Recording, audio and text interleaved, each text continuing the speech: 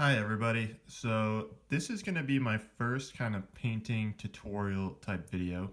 And this video is kind of based around how I paint miniatures efficiently. So my current kind of big project that's going to be taking me, it's going to be hundreds of models here is a Viking project. And we got here a mix of War Games Foundry metal Vikings. I think I think these are sculpted by Mark Cobblestone, and then also some Victrix plastics. So that's kind of what my this army is going to be composed of, a mix of those two, miniature ranges. And the Foundry Vikings are actually my some of my first historical models that I got. I bought a Foundry Horde deal back a lot about 20 years ago. Well, not quite 20 years ago, maybe like 15 years ago. And I actually those were my first kind of models I painted. So I ended up stripping them.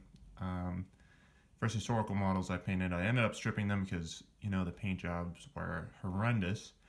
And now I'm kind of rebuilding that army and kind of making my dream army from when I bought those that I didn't have the skill to do back then.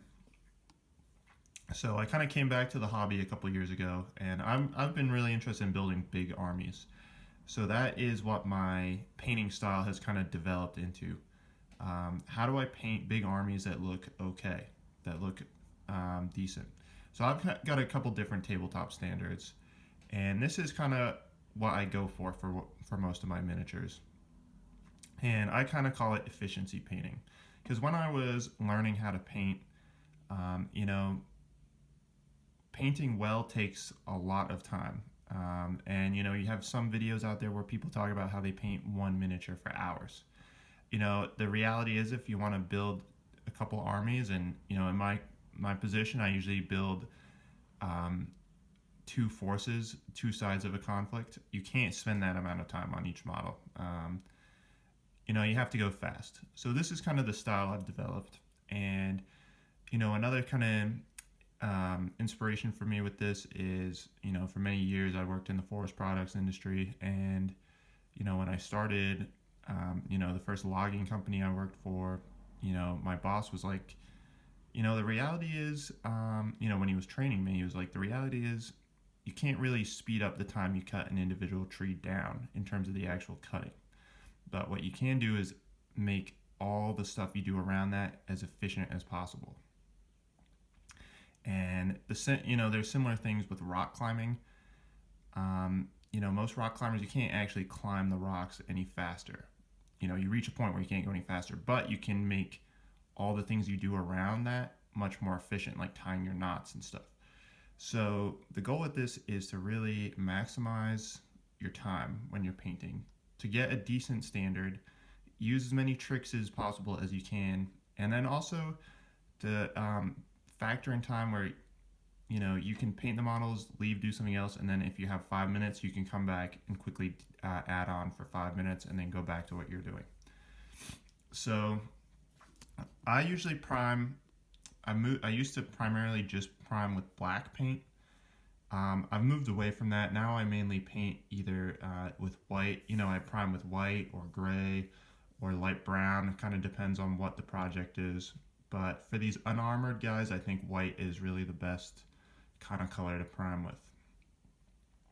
So I've been painting these in batches of 7, just for a random reason. I've started with 7, and they kind of line up that way. I would recommend painting with at least 7 at a time doing this method. You could do 8 to 12. Past 12, personally, for me, it just gets too mind numbing. It's too difficult. But for me, 8 is kind of that perfect number. So the first color I add with these is the flesh, and I'm going to be using P3 Formula Rin flesh. I've been experimenting with a lot of different flesh tones. I really like this one for like Northern European flesh. This is the one that works the best for me for that. I kind of like to do different skin tones if they're Mediterranean or North African, Middle Eastern, whatever. Greek, whatever. I kind of like darker colors. For Northern Europeans, I kind of like the lighter color. So that's our kind of first step here, and I'm gonna paint one model on camera, and then I'll kind of show you the whole group painted. So I like Winsor and Newton brushes, and usually I would actually use a larger brush size than this, but I'm currently in need of a new kind of size 1 brush, so I think this is actually a little smaller than a size 1. And I gotta actually wet the brush a little bit first, and then get some here. And this is kind of my first time painting on the camera, so it's a little kind of awkward. And you know, usually I would be kind of moving the brush a little faster than this. And kind of part of my philosophy is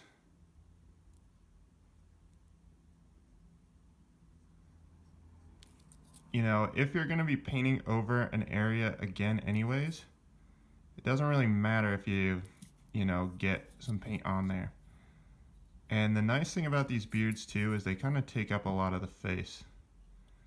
So it kind of saves you on some face painting. So there, we got the flesh of guy number 1 painted, and come back to you after we get all the other flesh done.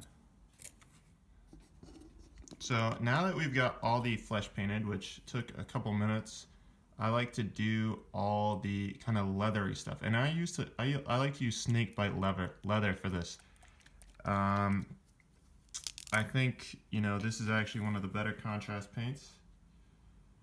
And for me personally, you know, I think contrast paints are a good tool to use, but you know, I don't like using them on my whole model, to be honest. And for this, I do all the leathery stuff, and I'm not really too bothered if it gets on the pants a little bit, to be honest, because we'll go over it. I think this is really, if you're gonna buy one contrast paint, this is kind of the one I would buy personally. And the contrast paint shows up really well over white as well. And I also get the back of the shield with this, and I think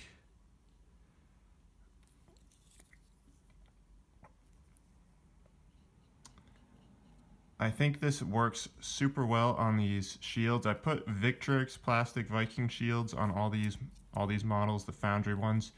The foundry shields are a little too thick, but this brown color looks really good on that wood grain, and I'll see if we can zoom in on that.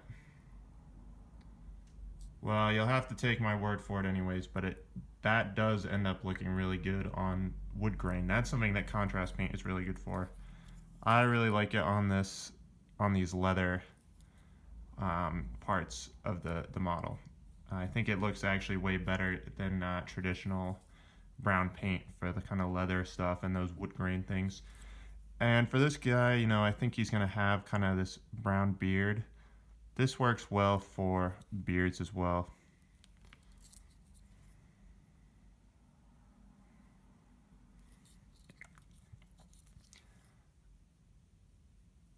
Yeah, contrast paint, especially, you know, anything that has a lot of texture. And I missed his neck with the flesh. I'm actually just gonna fill it in a little with the brown, and you won't really notice when the model is finished.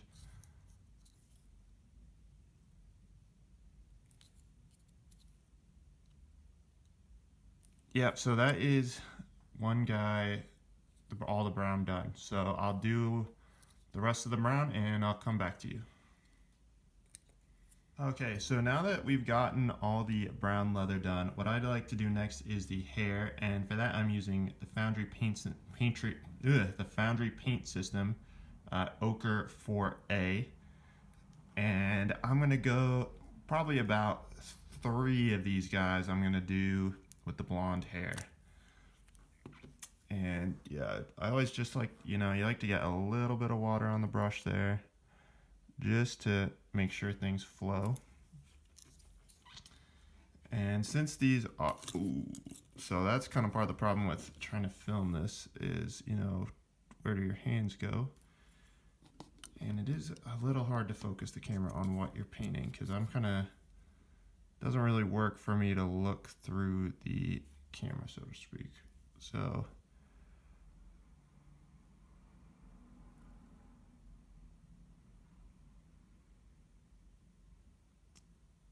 yeah, I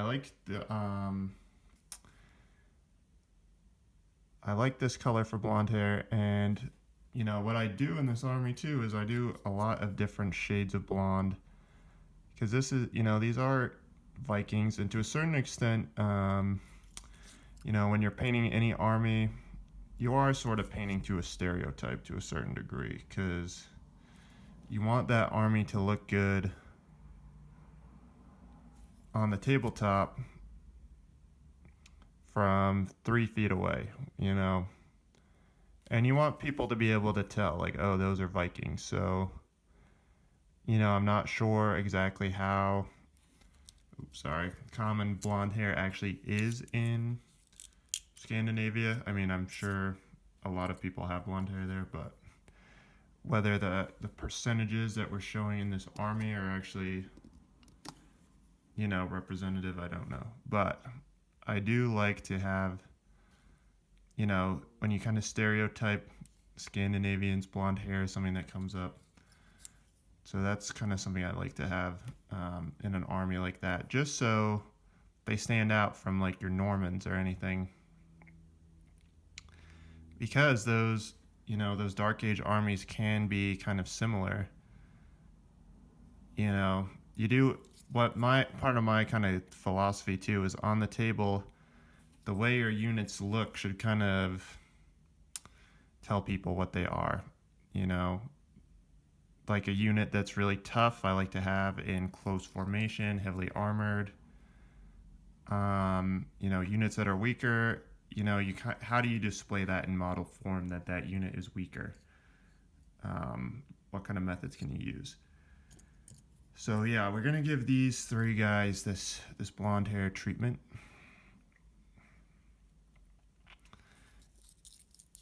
And you could do this before doing the leather. This is just kind of partly how I like to paint. And I would the reason why I do that leather stuff earlier is because it's kind of, when we do the tunic colors, it's easier to do the paint over the contrast than it is if you get the tunic color on the belt than to try and put the contrast over your tunic color, if that makes sense. So yeah, we got our blondes done. We're just gonna finish up the rest of the hair just for consistency, and I'm gonna do a couple gray beards, and this guy actually will do blonde too because the primer didn't quite get all in his beard. And acrylic paint will, this paint is a little tougher than the contrast paint. So like here under his spear, it didn't get great coverage of paint. So that's, here we go. That didn't get great coverage of primer in here. So I kind of want to put the acrylic paint on a little thicker. And that's a part of the model that is not really going to get touched anyway, so it's not a big deal. But I think it's kind of good. The contrast paint will rub off pretty quickly there. Alright, so we got all the blondes done. So we just got one guy left, and if I'd actually been painting efficiently, I should have probably just given him brown with the snake bite. But I'm going to give him gray really quick because I do want to have some gray hair guys. So the next paint we're going to use is gold, and I'm using Retributor Armor. You can kind of use whatever bronze colored paint. And there's kind of a reason why I do bronze next, which I'll talk about in a minute. But our next step here is to apply the bronze. So looking over this model quickly, I'm actually not seeing any areas of bronze on that one that we're gonna do. Looking at this one quickly, yeah, no bronze on this one. Okay, this one, yeah, this is gonna be in bronze.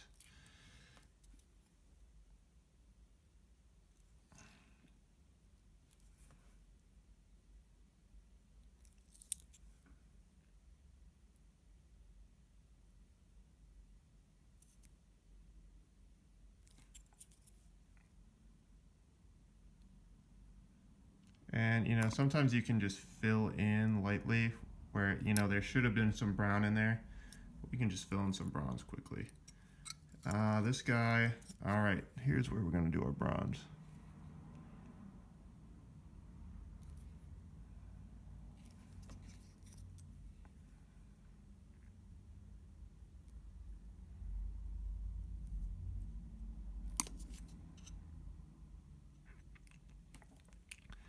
And metal paints, they don't flow very well, which can be a little annoying. But what you gonna do?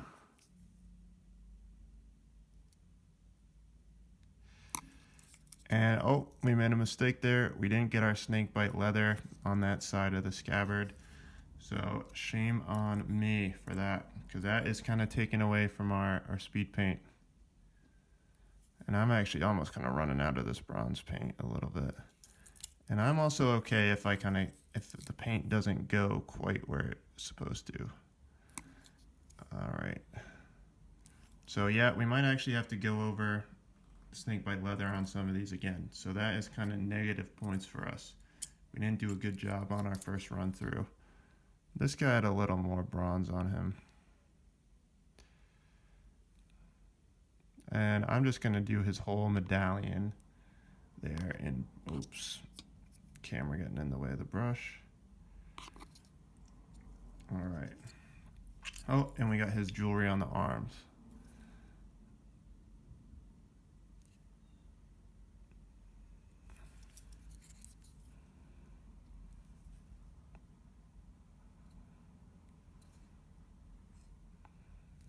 All right, done. Sword. And yeah, this brown will actually make a good kind of base color for the bronze anyway, too. So that's kind of an added bonus. And I'm sort of running out of this paint because I use, some of my armies, I do so much bronze on them. And we'll get the bottom of the scabbard too.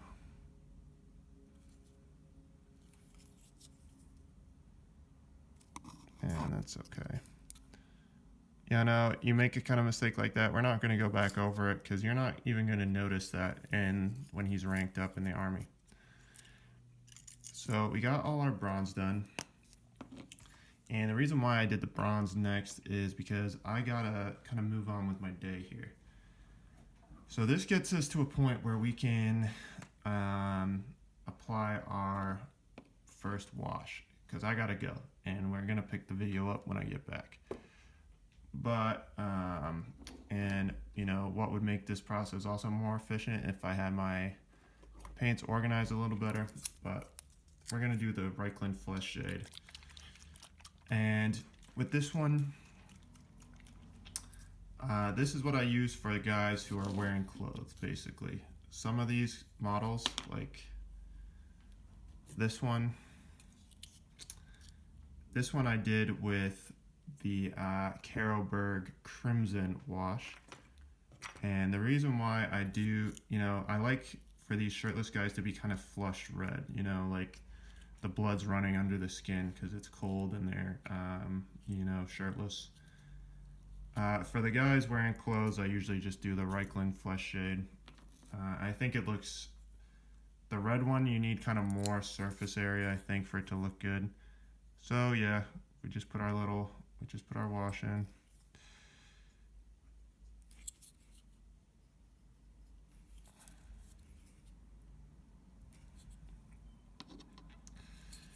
And reason why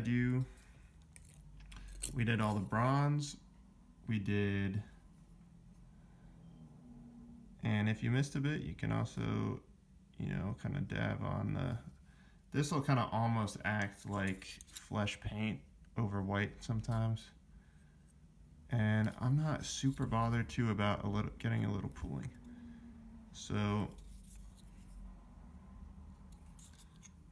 all right.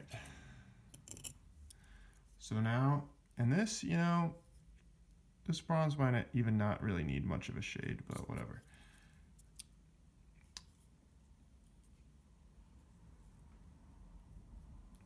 So now we can kind of get the beard as well. So Reichland Flesh Shade looks really good over blonde hair. Get that wash in there. And yeah, it doesn't matter if we get some on the helmet because we're going over it anyways. This guy should pretty much be all good.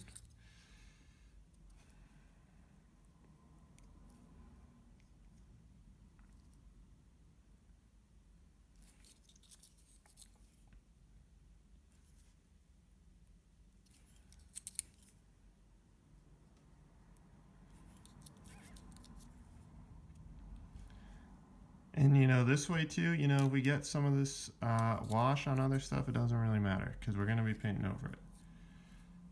And yeah, let's get some on this belt a little bit. Let's get some on here. Kind of fill in that area. Boom. Next guy here.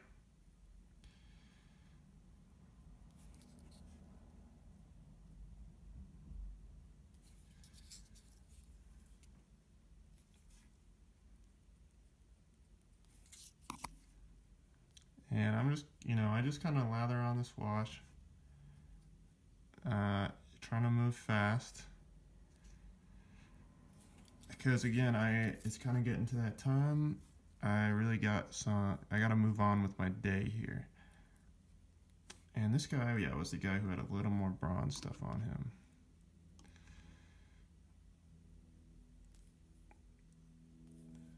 And we're actually gonna just put a little wash, I think, in that corner because we don't want to kind of get in there with the tunic color and go over stuff again, so we'll just put it in shadow.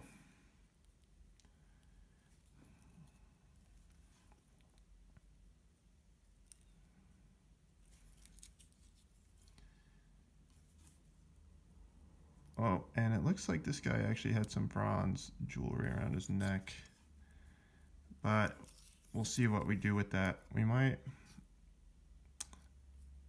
have to come up with a solution because I don't want to go over that again.